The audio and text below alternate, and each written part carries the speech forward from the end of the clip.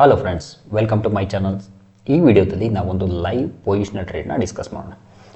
ನೋಡಿ, ನಾವು ಯಾವುದೇ ಟ್ರೇಡ್ ತೊಗೋಬೇಕಾದ್ರೆ there must be a logic to it. Okay, ಈಗ ನಾವು ಯಾವುದೇ ಟ್ರೇಡ್ ತೊಗೊಂಡಾಗ ನಮಗೆ ಎರಡು ಪಾಸಿಬಿಲಿಟಿ ಇರುತ್ತೆ. ಒಂದು ನಮ್ಮ ಎಗೇನೆಸ್ಟ್ ಹೋಗ್ಬೋದು, ಇನ್ನೊಂದು ಬಂದುಬಿಟ್ಟು ನಮ್ಮ ಪರವಾಗಿ ಬಂದಾಗ. ನಮ್ಮ ಎಗೇನೆಸ್ಟ್ ಹೋದಾಗ ನಾವು ಯಾವ ಥರ ಅಡ್ಜಸ್ಟ್ಮೆಂಟ್ ಮಾಡಬೇಕಾಗುತ್ತೆ, ಹಾಗೆ ನಮ್ಮ ಪರವಾಗಿ ಬಂದಾಗ ನಮಗೆ ಎರಡು ಆಪ್ಷನ್ ಇರುತ್ತೆ. ಒಂದು ಏನು ಅಂದರೆ ನೀವು ಪ್ರಾಫಿಟ್ನ ಬುಕ್ ಮಾಡಿ ಕ್ಲೋಸ್ ಮಾಡ್ಬೋದು, ಇಲ್ಲ ಅದರಲ್ಲಿ ಇನ್ನೂ ಜಾಸ್ತಿ ಪ್ರಾಫಿಟ್ ಆಗೋ ಪ್ರಾಬಿಲಿಟಿ ಇದೆ ಅಂದರೆ ನೀವು ಅಡ್ಜಸ್ಟ್ಮೆಂಟ್ ಮಾಡಬೇಕಾಗುತ್ತೆ.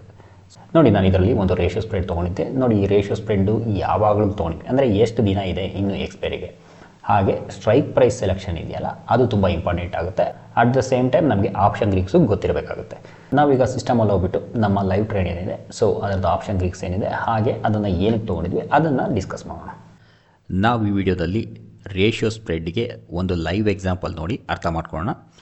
ನೋಡಿ, ಈ ಟ್ರೇಡ್ ಇದೆಯಲ್ಲ, ಈ ಟ್ರೇಡ್ ಬಂದುಬಿಟ್ಟು ನಾನು ಫ್ರೈಡೇ ತೊಗೊಂಡಿದ್ದೆ, ಅಂದರೆ 2 ದಿನದಿಂದ ತೊಗೊಂಡಿದ್ದೆ. ಓಕೆ, ಈ ಟ್ರೇಡಲ್ಲಿ ನೋಡ್ಬೋದು, ಇಲ್ಲಿ ಏನು ಮಾಡಿದ್ದೀನಿ, 24,100 ಕಾಲ್ ಇದೆಯಲ್ಲ, ಇದು ನವಂಬರ್ ಎಕ್ಸ್ಪೈರಿ, ಅಂದರೆ ಮಂತ್ಲಿ ಎಕ್ಸ್ಪೈರಿ, ಇನ್ನೂ ಒಂದು 10-15 ದಿನ ಇದೆ.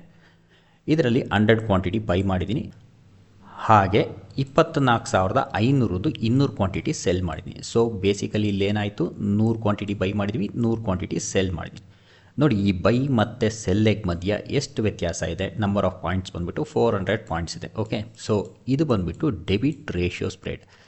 ಬೇಸಿಕಲಿ ಡೆಬಿಟ್ ರೇಷಿಯೋ ಸ್ಪ್ರೆಡ್ ಅಂದರೆ ಏನು ಅಂದರೆ, ಇದರಲ್ಲಿ ನಮ್ಮ ಪಾಕೆಟಿಂದ ದುಡ್ಡು ಕೊಡ್ತೀವಿ. ಉದಾಹರಣೆಗೆ ಇಲ್ಲಿ ನೋಡ್ಬೋದು, ನಾವು ಬೈ ಮಾಡೋದಕ್ಕೆ ಏನು ಕೊಟ್ಟಿದ್ದೀವಿ, ಪರ್ ಲಾಟು ಇದು 49.8 ಅಂದರೆ 50 ಅಂದ್ಕೊಳ್ಳಿ. ಹಾಗೆಯೇ ಈ ಸೆಲ್ ಲೆಗ್ ಇದೆಯಲ್ಲ, ಡಬಲ್ ದ ಕ್ವಾಂಟಿಟಿ ಸೆಲ್ ಮಾಡಿದ್ದೀವಲ್ಲ, ಇದೆಷ್ಟು ನೋಡಿ, 15.95 ಅಂದರೆ 16 ರೂಪಾಯಿ ಸೆಲ್ ಮಾಡಿದ್ದೀವಿ. 16 × 2 ಅಂದರೆ 32. ಇಲ್ಲಿ ಬೈ ಮಾಡೋದಕ್ಕೆ ಏನು ಕೊಟ್ಟಿದ್ದೀವಿ, 50 ರೂಪಾಯಿ ಕೊಟ್ಟಿದ್ದೀವಿ. ಸೆಲ್ಲಿದ್ದ ಏನು ಬರ್ತಾ ಇದೆ, ನಮಗೆ 32 ಬರ್ತಾ ಇದೆ.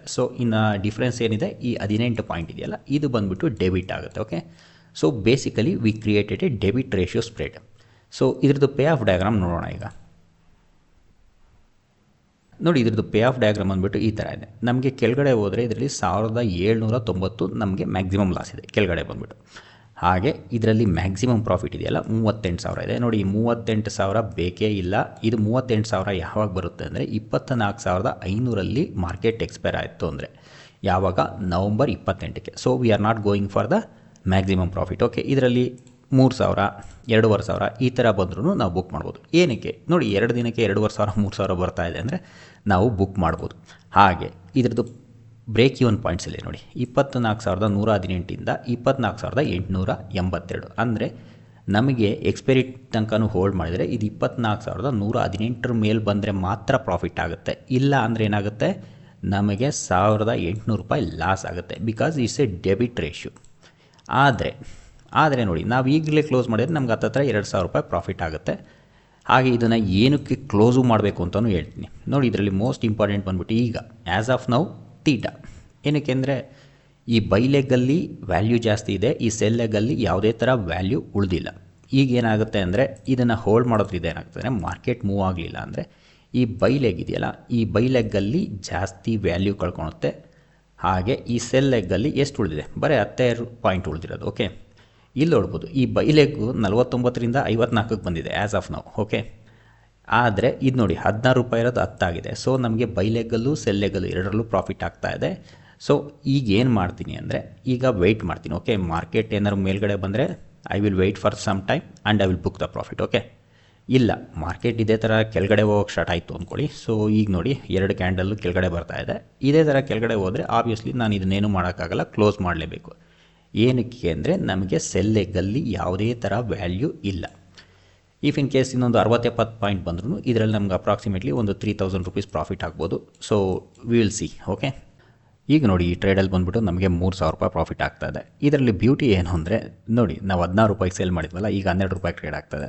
ನಮಗೆ ಸೆಲ್ ಲೆಗ್ಗಲ್ಲೂ ಪ್ರಾಫಿಟ್ ಆಗ್ತಾಯಿದೆ. ಅಟ್ ದ ಸೇಮ್ ಟೈಮ್ ನಮ್ಮ ಬೈ ಲೆಗ್ ಇತ್ತಲ್ಲ, ಬೈ ಲೆಗ್ಗಲ್ಲೂ ಪ್ರಾಫಿಟ್ ಆಗ್ತಾಯಿದೆ. Okay, at the same time ಇದು ನಮ್ಮ ಇನ್ನೂ ಬ್ರೇಕ್ ಇವನ್ಗಿಂತನೂ ತುಂಬಾ ದೂರ ಇದೆ, ಅಂದರೆ ನಮ್ಮ ಪ್ರಾಫಿಟ್ ಝೋನ್ಗಿಂತ ತುಂಬಾ ದೂರ ಇದೆ. ಆದ್ರೂ ನಮಗೆ ಇದರಲ್ಲಿ 3,000 ರೂಪಾಯಿ ಪ್ರಾಫಿಟ್ ಆಗುತ್ತೆ. ಇದಕ್ಕೆ ಕ್ಯಾಪಿಟಲ್ ಬಂದ್ಬಿಟ್ಟು 1,98,000 ರೂಪಾಯಿ ಯೂಸ್ ಮಾಡಿದ್ವಿ 2 ದಿನದಿಂದ. ಈಗ ನೋಡಿ, ಮಾರ್ಕೆಟ್ ಇದೆಯಲ್ಲ, ಕ್ವೈಟ್ ಬುಲಿಶ್ ಇದೆ. ಮಾರ್ಕೆಟು ಸ್ವಲ್ಪ ಮೇಲ್ಗಡೆ ಹೋಗ್ತಾ ಇದೆ. ಇದು ಮಾರ್ಕೆಟ್ ಮೇಲ್ಗಡೆ ಹೋದರೆ ಆಬ್ವಿಯಸ್ಲಿ ನಮ್ಗೆ ಇದರಲ್ಲಿ ಹೆಲ್ಪ್ ಆಗುತ್ತೆ. ಅಟ್ ದ ಸೇಮ್ ಟೈಮ್ ನೀವು ಸೆಕ್ಟರ್ ನೋಡಿ, ರಿಲಯನ್ಸ್ 1.5%, ಬ್ಯಾಂಕ್ ನಿಫ್ಟಿ 1 ಚಿಲ್ಲರೆ, ನಿಫ್ಟಿ ಬಂದ್ಬಿಟ್ಟು 2.4% ಮೇಲ್ಗಡೆ ಹೋಗಿದೆ. FMCG ಬಂದ್ಬಿಟ್ಟು 1.12%, ಹಾಗೆ auto sector 2.33%. Okay, almost all the sectors are going up side. Okay, ಹಾಗಾಗಿ ನಾನು ಇದನ್ನು ವೆಯ್ಟ್ ಮಾಡ್ತಾ ಇದ್ದೀನಿ. ಇನ್ಫ್ಯಾಕ್ಟ್ ಟು ಬಿ ಆನೆಸ್ಟ್ ನಾನು ಈಗಲೂ ಕಟ್ ಮಾಡಿದ್ರೂ ಒಳ್ಳೆಯದೇ. ಏನಕ್ಕೆ ಅಂದರೆ ಈಗ ನೋಡಿ ಮಾರ್ಕೆಟ್ ಕೆಳಗಡೆ ಹೋದರೆ ಇದರಲ್ಲಿ ನಮಗೆ ಸೆಲ್ ಲೆಗಲ್ಲಿ ಜಾಸ್ತಿ ಏನು ಉಳಿದಿಲ್ಲ. ಓಕೆ, ಸೊ ಹಾಗಾಗಿ ನಾವು ಈ 3,000 ಪ್ರಾಫಿಟಿಗೆ ಬುಕ್ ಮಾಡಿದ್ರು ವೆಲ್ ಆ್ಯಂಡ್ ಗುಡ್. ನೋಡಿ, ಕನ್ಸಿಡರಿಂಗ್ ನಮ್ಮ ಇನ್ವೆಸ್ಟ್ಮೆಂಟಿಗೆ ಕನ್ಸಿಡರ್ ಮಾಡಿದರೆ ಇದು ರಿಟರ್ನ್ಸ್ ಇದೆಯಲ್ಲ ಡೀಸೆಂಟ್ ರಿಟರ್ನ್. ನಿಮ್ಗೆ 2 ದಿನದಲ್ಲಿ 1,98,000 ಹಾಕಿ 3,000 ರೂಪಾಯಿ ಸಿಗುತ್ತೆ ಅಂದರೆ ಆರಾಮಾಗಿ ಬುಕ್ ಮಾಡ್ಬೋದು. ಅಟ್ ದ ಸೇಮ್ ಟೈಮ್ ಇದರಲ್ಲಿ ಆಲ್ಮೋಸ್ಟ್ ತುಂಬ ಕಡಿಮೆ ರಿಸ್ಕ್. ಓಕೆ, ನಾವು ಏನೇ ಕಳ್ಕೊಂಡ್ರೂ 700-800 ರೂಪಾಯಿ ಕಳ್ಕೊಬೋದು. ಆಫ್ಕೋರ್ಸ್ ಮ್ಯಾಕ್ಸಿಮಮ್ ಲಾಸ್ ಇದ್ದಿದ್ದು 1,800. ಆ 1,800 ರೂಪಾಯಿ ಮ್ಯಾಕ್ಸಿಮಮ್ ಲಾಸು ನವಂಬರ್ ಕೊನೆಯಲ್ಲಾಗುತ್ತೆ. Okay, at the same time I could have done the adjustment. ಈಗ ನೋಡಿ, ಇದನ್ನು ಹೋಲ್ಡ್ ಮಾಡಬೇಕು ಅಂದರೆ 2 ಪಾಸಿಬಿಲಿಟಿ ಇದೆ. ಏನು ಮಾಡಬೇಕು ಆಗುತ್ತೆ ಅಂದರೆ ಇದು 24,500 ಇದೆಯಲ್ಲ, ಈ ಕಾಲ್ನ ಕ್ಲೋಸ್ ಮಾಡಿಬಿಟ್ಟು ಅಟ್ಲೀಸ್ಟ್ 24,300 ತರಬೇಕು. ಆವಾಗ ಏನಾಗುತ್ತೆ, ಸ್ವಲ್ಪ ಮಟ್ಟಿಗೆ ಪ್ರೀಮಿಯಮ್ ಸಿಗುತ್ತೆ. ಇಲ್ಲೇನಿದೆ 12 ಇದೆ, ಇದು ಬಂದುಬಿಟ್ಟು 29 ಆಗುತ್ತೆ. ಸೊ ಹಾಗಾಗಿ ಸ್ವಲ್ಪ ಪ್ರೀಮಿಯಮ್ ಸಿಗುತ್ತಲ್ಲ, ಅಂದರೆ ಕ್ರೆಡಿಟ್ ಸಿಗುತ್ತಲ್ಲ, ಅದು ಒಂದಾಗುತ್ತೆ. ಇಲ್ಲ ಅಂದರೆ ನಾನು ಈ ಟ್ರೇಡನ್ನು ಹಾಗೆ ಹೋಲ್ಡ್ ಮಾಡಿ ಇನ್ನೊಂದು ರೇಷಿಯೋ ಸ್ಪ್ರೆಡನ್ನು ಆ್ಯಡ್ ಮಾಡಬೇಕಾಗುತ್ತೆ. ಸೊ ಇನ್ನೊಂದು ರೇಷಿಯೋ ಸ್ಪ್ರೆಡ್ ಬಂದುಬಿಟ್ಟು ಉದಾಹರಣೆಗೆ 23,800, 24,000 ಕಾಲ್, ಇದನ್ನು 75-150 ಅಂದರೆ 1:2 ರೇಷಿಯೋದಲ್ಲೇ ಮಾಡಬೇಕಾಗುತ್ತೆ. ನೋಡಿ, ಅದರಲ್ಲಿ ತೀಟಾ ನೆಗೆಟಿವ್ ಇತ್ತು. ಯಾವುದು, ನಾವೀಗ ಆಲ್ರೆಡಿ ಎಕ್ಸಿಸ್ಟಿಂಗ್ ಟ್ರೇಡಲ್ಲಿ ತೀಟಾ ನೆಗೆಟಿವ್ ಇದೆ. ಆಲ್ಮೋಸ್ಟ್ 200 ಹತ್ರ ತೀಟಾ ನೆಗೆಟಿವ್ ಇದೆ. ಈಗ ನಾನು ಈ ಟ್ರೇಡನ್ನು ಆ್ಯಡ್ ಮಾಡಿದ್ರೆ ಏನಾಗುತ್ತೆ, ಇದರಲ್ಲಿ ತೀಟಾ ಪಾಸಿಟಿವ್ ಇದೆ. ಹಾಗಾಗಿ ತೀಟಾ ಡಿ ಕೆ ಇದ್ದ ನಮ್ಗೆ ಆಗೋ ಲಾಸ್ ಇರುತ್ತಲ್ಲ, ಅದು ಮಿಟಿಗೇಟ್ ಆಗಿಬಿಡುತ್ತೆ. ಅಟ್ ದ ಸೇಮ್ ಟೈಮ್ ಅದರಲ್ಲಿ ಡೆಲ್ಟಾ ಪಾಸಿಟಿವ್ ಇದೆ, ಇದರಲ್ಲಿ ಡೆಲ್ಟಾ ನೆಗೆಟಿವ್ ಇದೆ. ಹಾಗಾಗಿ ಡೆಲ್ಟಾನು ಆಲ್ಮೋಸ್ಟ್ ನ್ಯೂಟ್ರಲೈಸ್ ಆಗುತ್ತೆ. ಸೊ ತೀಟಾನು ನೆಗೆಟ್ ಮಾಡ್ದಂಗೆ ಆಗುತ್ತೆ, ಡೆಲ್ಟಾನು ನ್ಯೂಟ್ರಲೈಸ್ ಮಾಡ್ದಂಗೆ ಆಗುತ್ತೆ. ಆದರೆ ಡಿಸ್ಅಡ್ವಾಂಟೇಜ್ ಏನು ಅಂದರೆ ತುಂಬ ಮಾರ್ಕೆಟ್ ಮೇಲ್ಗಡೆ ಹೋದರೆ ತಿರ್ಗಾ ನೀವು ಅಡ್ಜಸ್ಟ್ಮೆಂಟ್ ಮಾಡಬೇಕಾಗುತ್ತೆ. ಹಾಗಾಗಿ ನೋಡಿ, ಇದು ಕಂಪ್ಲೀಟ್ಲಿ ರಿಸ್ಕ್ ಕಡಿಮೆ ಇರೋ ಟ್ರೇಡಲ್ಲಿ ನಿಮಗೆ ಪ್ರಾಫಿಟ್ ಬಂದಾಗ ಬುಕ್ ಮಾಡಿ ಕ್ಲೋಸ್ ಮಾಡೋದು ಒಳ್ಳೆಯದು. ಓಕೆ, ಸೊ ನಾನು ಇನ್ನೊಂದು ಸ್ವಲ್ಪ ಹೊತ್ತು ವೆಯ್ಟ್ ಮಾಡ್ತೀನಿ. So then I will take a call. ನೋಡಿ, ನಮ್ಮ ಈ ಟ್ರೇಡ್ ಇದೆಯಲ್ಲ, ಈ ಟ್ರೇಡ್ನ ಕ್ಲೋಸ್ ಮಾಡೋದು ಬೆಟರ್ ಅನಿಸ್ತಾ ಇದೆ. ಏನಕ್ಕೆ, ಮಾರ್ಕೆಟಲ್ಲಿ ಯಾವುದೇ ಥರ ಮೂಮೆಂಟ್ ಇಲ್ಲ. ನೋಡಿ, ಇಲ್ಲೇ ಸ್ಟಕ್ ಆಗಿದೆ. Okay, so at the same time ನಮ್ಮ ಸೆಲ್ ಲೆಗ್ಗಲ್ಲಿ ಯಾವುದೇ ವ್ಯಾಲ್ಯೂ ಉಳಿದಿಲ್ಲ. ಸೆಲ್ ಲೆಗಲ್ಲಿ ಬರೀ 10 ರೂಪೀಸ್ ಮಾತ್ರ ಉಳಿದಿದೆ. ಓಕೆ, ಸೊ ಈಗ ಮಾರ್ಕೆಟಲ್ಲಿ ಸ್ವಲ್ಪ ಕೆಳಗಡೆ ಹೋದ್ರೂ ಈ ಕಾಲ್ ಲೆಗ್ ಇದೆಯಲ್ಲ, ಕಾಲ್ ಲೆಗಲ್ಲಿ ವ್ಯಾಲ್ಯೂ ಜಾಸ್ತಿ ಕಳ್ಕೊಳುತ್ತೆ. ಹಾಗಾಗಿ ನಾನು ಕ್ಲೋಸ್ ಮಾಡಬೇಕು. ಇಲ್ಲ ಅಂದರೆ ಈ ಕಾಲ್ ಲೆಗ್ ಇದೆಯಲ್ಲ, ಈ ಕಾಲ್ ಲೆಗನ್ನು ಮೇಲ್ಗಡೆ ತರಬೇಕಾಗತ್ತೆ. ಓಕೆ, ಸೊ 24,500ನ 24,300 ತಂದರೂ ನಡೆಯುತ್ತೆ. ಇಲ್ಲ ಅಂದರೆ ಕ್ಲೋಸ್ ಮಾಡಬೇಕಾಗತ್ತೆ. So I am deciding to close this particular trade. ನೋಡಿ, ನಮ್ಮ ಈ ಟ್ರೇಡ್ ಇದೆಯಲ್ಲ, ನಾವೀಗ ಕ್ಲೋಸ್ ಮಾಡ್ಕೊಂಡಿದ್ದೀವಿ.